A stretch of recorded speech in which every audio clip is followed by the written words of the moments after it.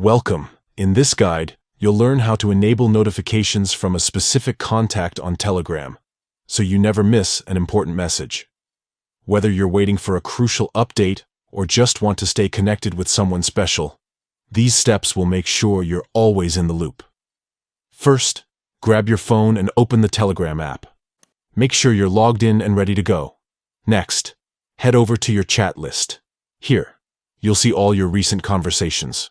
Scroll through your chats, or use the search bar at the top to quickly find the contact, whose notifications you want to enable. Once you've found the right chat, tap to open the conversation.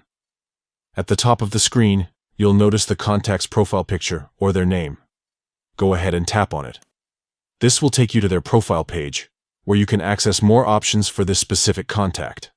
Now, look for the notification settings. You should see a switch or an option labeled Notifications or Enable Notifications. If the switch is turned off, simply tap it to toggle notifications on for this contact. When enabled, you'll receive alerts every time they send you a message, even if you've muted other chats or groups. That's it. You've successfully enabled notifications for your chosen contact on Telegram.